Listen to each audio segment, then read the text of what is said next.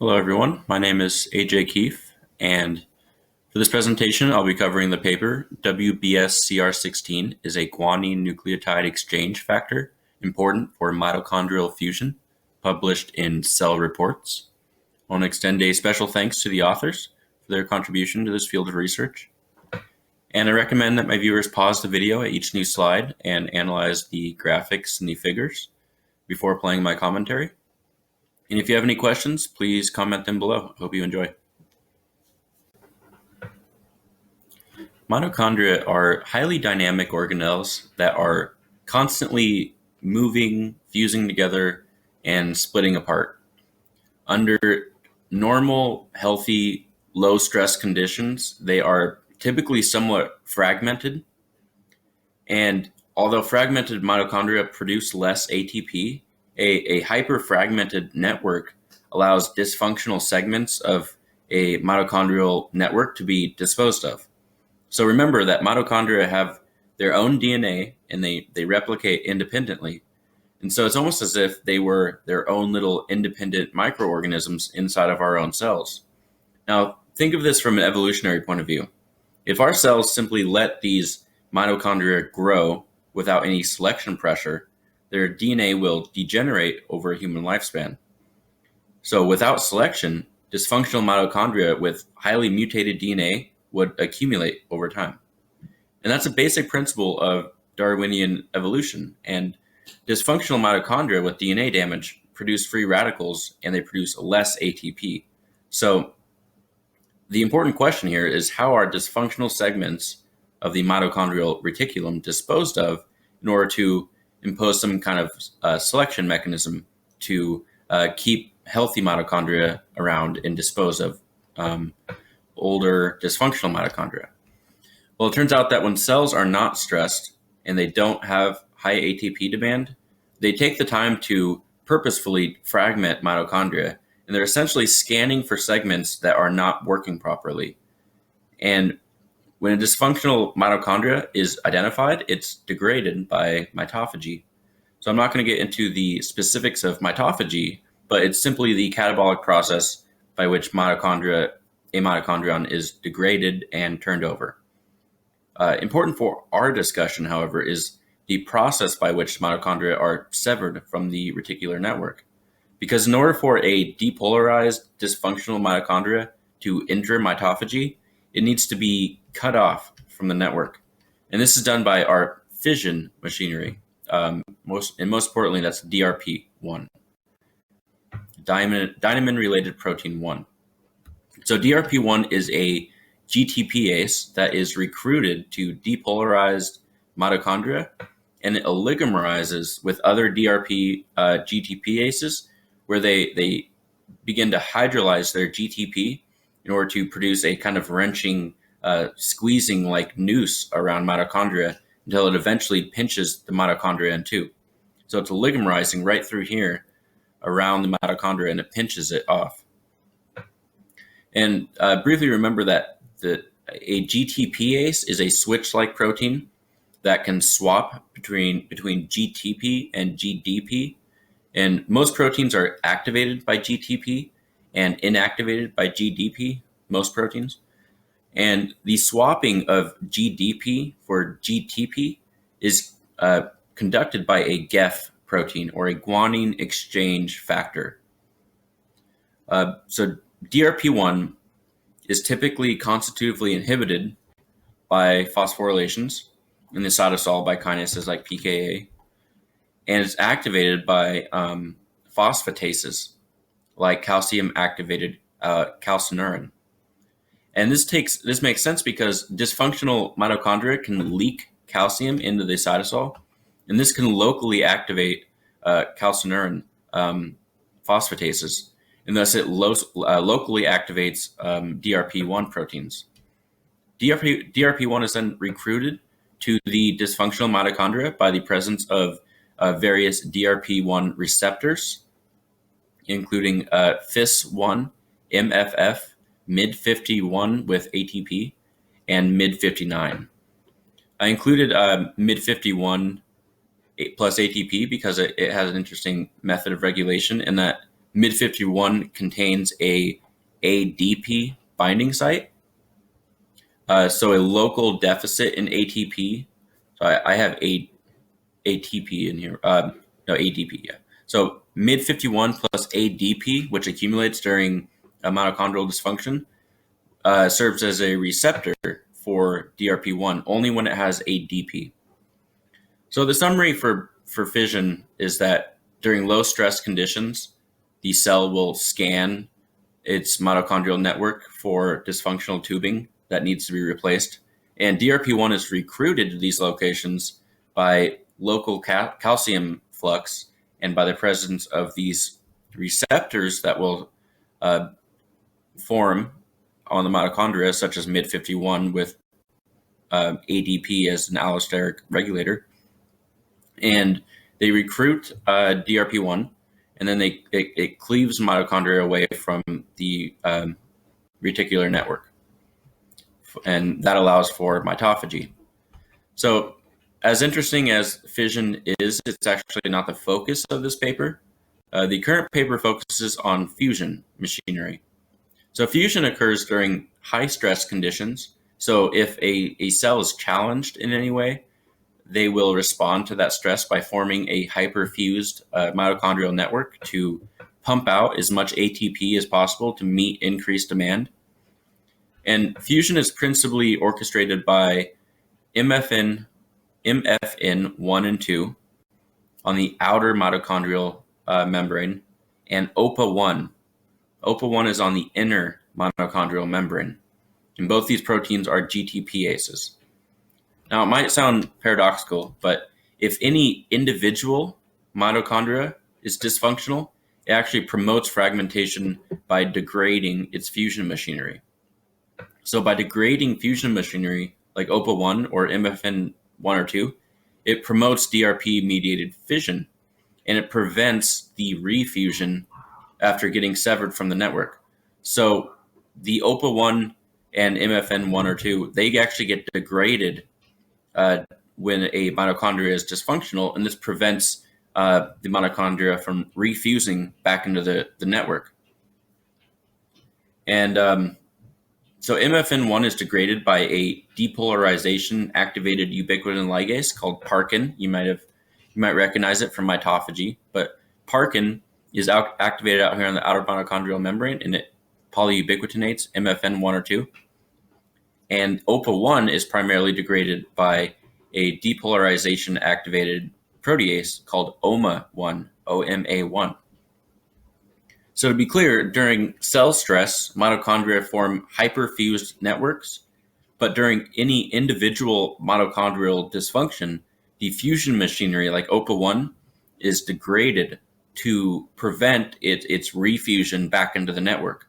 Because if mitochondria is dysfunctional, you don't want it trying to produce ATP because it'll just be producing free radicals. And for this paper, we're actually going to be focusing on OPA1. OPA1 is the intermitochondrial membrane fusion protein that assists in fusing mitochondria during high metabolic demand and during mitochondrial depolarization. So if a mitochondria is dysfunctional, it gets degraded by OMA1, and this paves the way for mitophagy.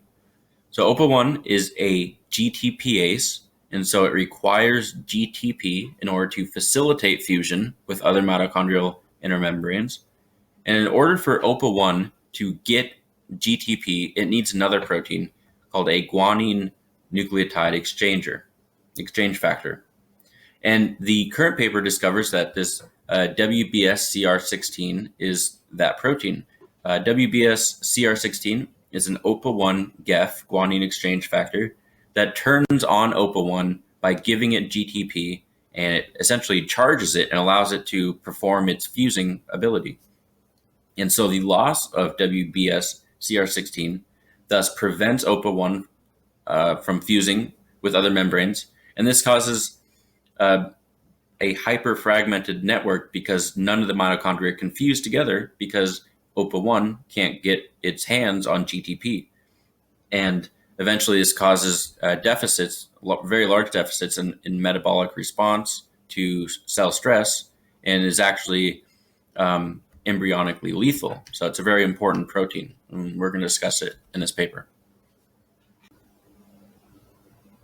The current study begins with the discovery that this protein, WBSCR16,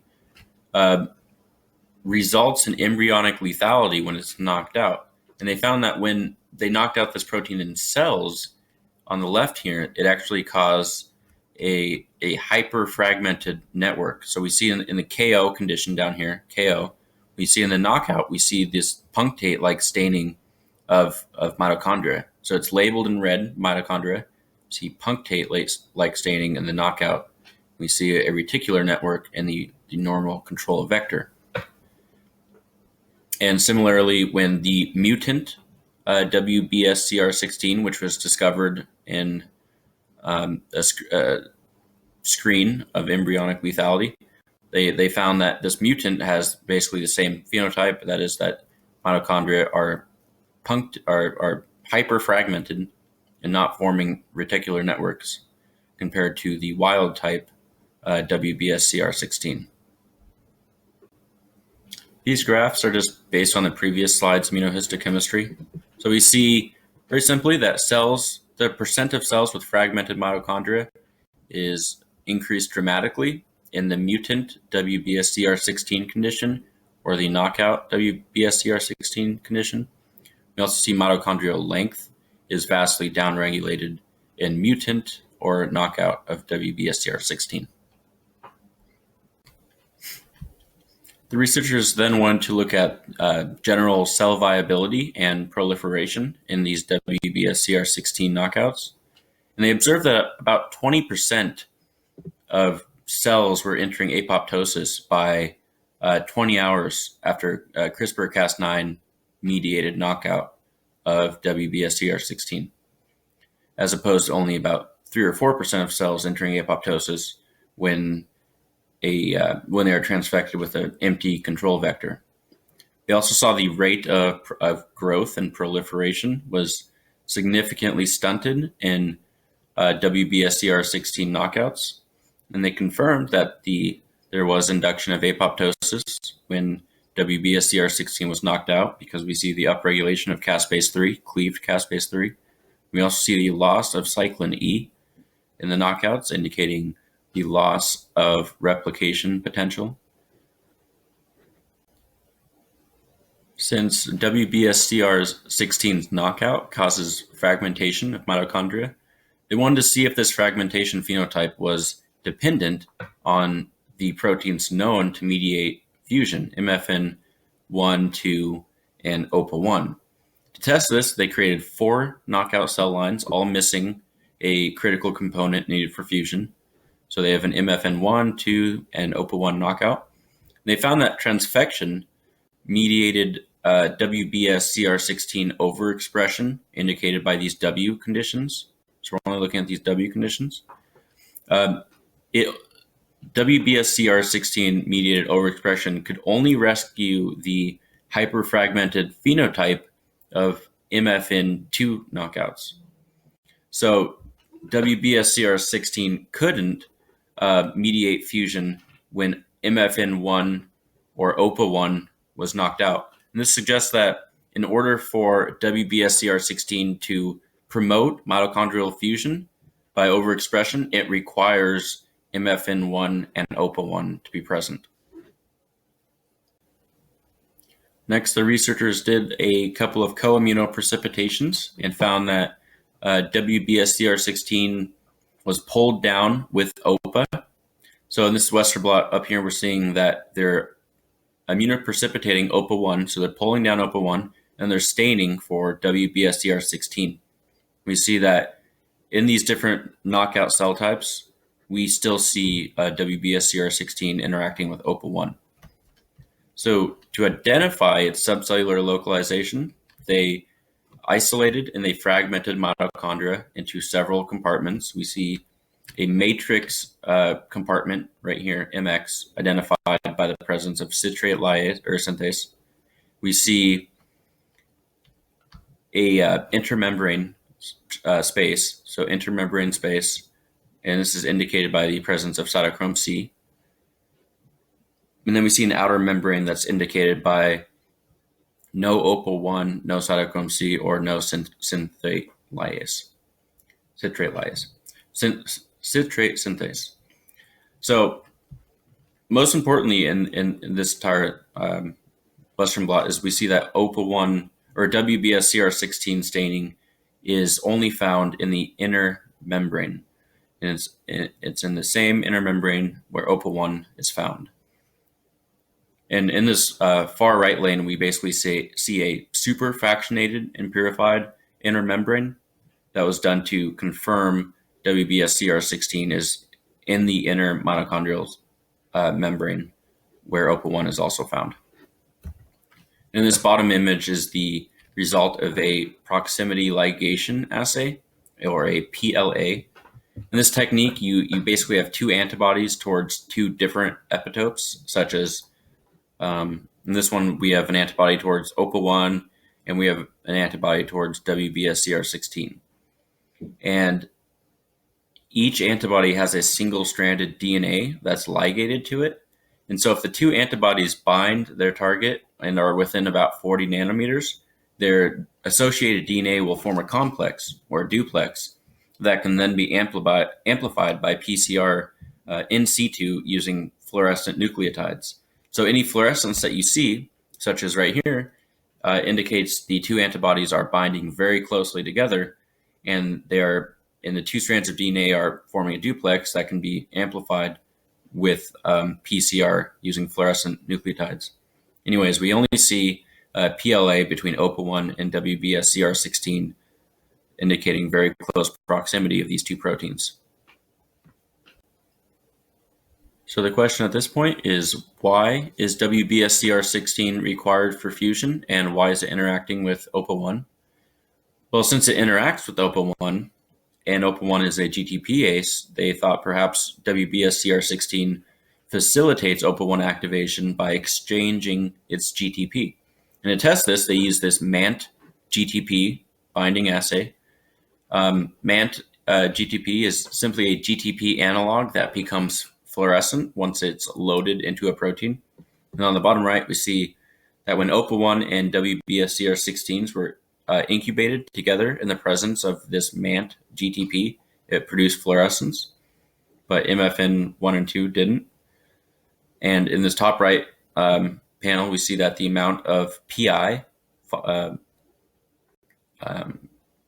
inorganic phosphate, that is released from the GEF reaction, we see that OPA1 plus WBSCR16 produces this free PI. So there were a bunch of other biochemical assays, but the summary here is that they identified WBSCR16 as an OPA1 GEF, meaning that WBSCR16 activates OPA1 by exchanging inactive GDP for active GTP.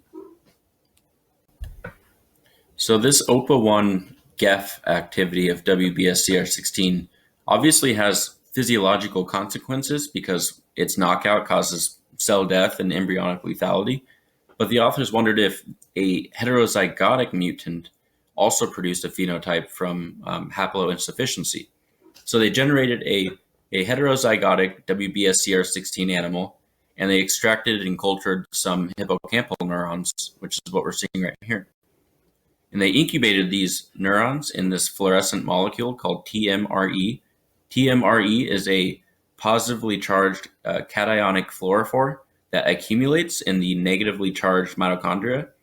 And the depolarization or the dysfunction of mitochondria will fail to sequester TMRE, resulting in decreased fluorescence.